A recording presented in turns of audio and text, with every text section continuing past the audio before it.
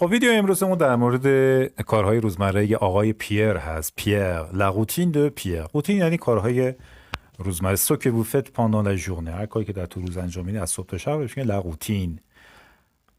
Pierre se lève tous les jours à 6 heures du matin. Pierre se lève tous les jours à 6 heures du matin. Il commence sa journée en faisant quelques étirements et en buvant un grand verre d'eau. Ensuite, il prend une douche rapide pour se rafraîchir et se préparer pour la journée. خب یه بار دیگه. Pierre se lève tous les jours à 6 heures du matin. Se lève از فعل سلووه هست. یه فعل دو ضمیره است.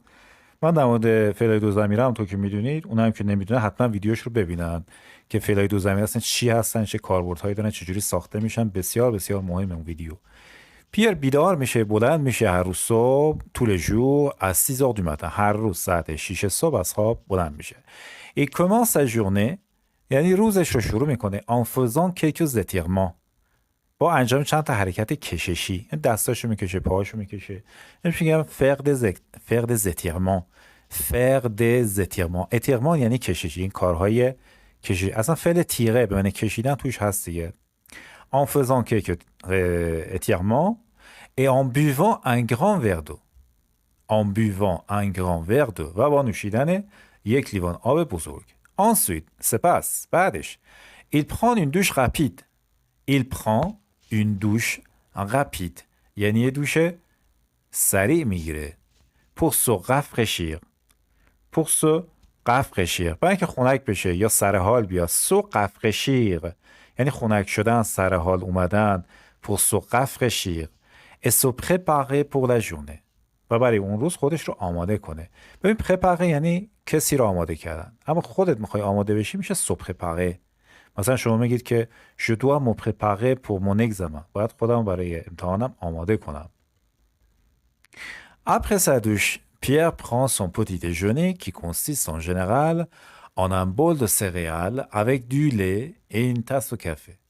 Il aime prendre son temps pour savourer son petit déjeuner tout en lisant les nouvelles du jour. Après sa douche, یعنی بعد از دوشش، بعد از دوش گرفتنش، après sa douche, Pierre prend son petit déjeuner. یعنی صبحونه‌ش رو میخوره. همونطور که می‌بینید prend معانی زیادی داره که ویدیو نمودش درست کردم که حتما ببینید. اینجا یعنی خوردن. Prend son petit déjeuner qui consiste en. consiste en یعنی شامل چیزی بودن. qui consiste en général en un bol de céréales که معمولا عبارت است از یک کاسه غلات. un bol de céréales avec du lait با شیر et une tasse de café و یک فنجان قهوه. il aime prend son temps. il aime prend son temps. prend son temps یه اصطلاح بچه، نه که وقت خودش رو بگیره، یعنی که راحت باشه، عجله نکنه. اصلا ما خودمون یکی عجله نکن میگیم prend ton temps یا prenez votre temps. راحت باشید، عجله نکنید، وقت دارید. il aime prend son temps pour savourer son petit déjeuner tout en lisant les nouvelles du jour. tout en lisant یعنی همزمان که داره میخونه. ژروندیف دیگه. همزمان که داره میخونه خبرهای روز رو، اخبار روز رو. les nouvelles یعنی اخبار. il aime prend son temps pour savourer son petit déjeuner. دوست داره عجله نکنه، صبحونه‌اش با لذت مزمزه کنه و بخوره. savourer یعنی مزمزه کردن، خوردن. une fois qu'il a fini son petit déjeuner, Pierre se rend au travail. Il travaille dans une entreprise de marketing et passe la plupart de ses journées devant son ordinateur. Il essaie de faire des pauses régulières pour éviter la fatigue oculaire et pour se dégourdir les jambes. یعنی چی؟ Une fois qu'il a fini son petit déjeuner. Une fois que درسته یعنی یه بار که، اما گاهی به معنی به محض این که وقتی که صبحونه‌اش رو تموم کرد. Une fois qu'il a fini son petit déjeuner, Pierre se rend au travail. میره سر کار. فعل دو ضمیر se rendre à یعنی به جایی رفتن. به جای aller au travail میگه se rend au travail. Il travaille dans une entreprise de marketing.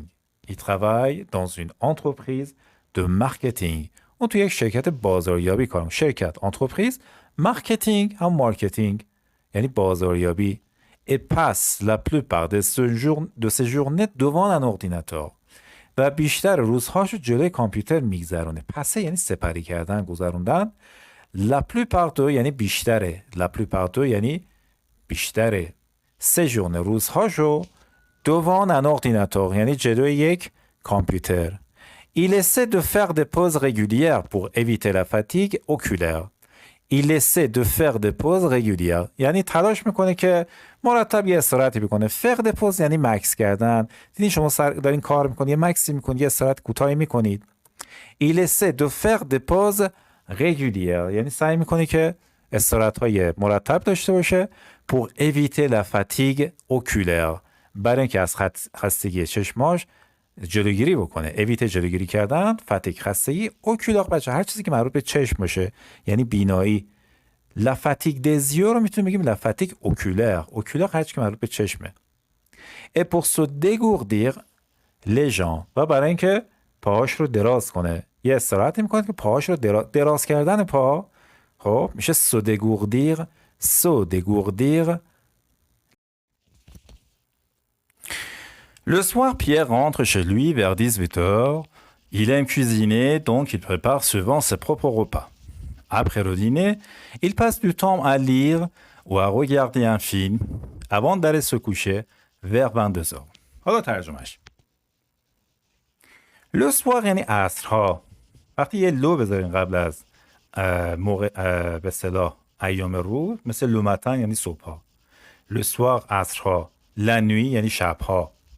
عصرها پیر rentre chez lui برمیگرده خونش vers 18 heures حوالی ساعت 6 بعد از ظهر. Il aime cuisiner دوست داره آشپزی کنه. donc il prépare souvent ses propres repas بنابراین اغلب یعنی بیشتر اوقات غذاهای خودش رو آماده میکنه. il prépare ses propres repas. خب بچه وقتی قبل از اسپیان یعنی مال خودش. ses propres repas یعنی غذاهای خودش رو خودش آماده میکنه. après le dîner بعد از شام il passe du temps à lire یعنی وقتش رو به خوندن میگذرونه.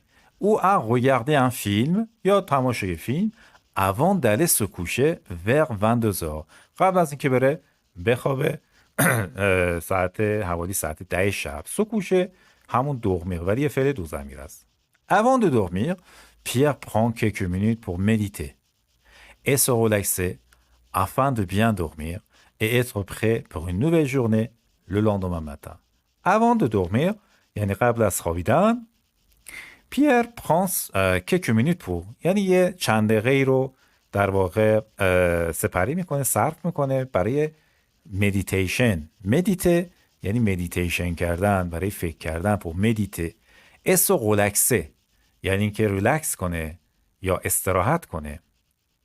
afin de bien dormir برای اینکه خوب بخوابه. ما به جای pour تو سطح پیشرفته تر میگیم afin de یعنی برای اینکه خوب بخوابه. afin de bien dormir et être prêt برای اینکه حاضر باشه آماده باشه pour une nouvelle journée le lendemain matin برای یک روز خوب فردا صبح. فردا صبح میشه le lendemain یعنی فردا صبح بعدی میشه le lendemain matin. خب اینم از ویدیوی امروزمون. یه کاری که شما میتونید بکنید اینی که به جای پیر خودتون رو قرار بدید یعنی با ژ در واقع جمله رو بسازید. همه رو ببرید به اول شخص. یه بار با اول شخص این کار رو بکنید یعنی به جای پیر بگید je prends quelques minutes pour méditer bla bla. خب یه بار هم سعی کنید که خودتون کاری که از صبح تا شب رو میکنید رو انجام بدید. هر جا هم شک داشتید سوالی داشتید حتما برای من بفرستید. Merci et au revoir.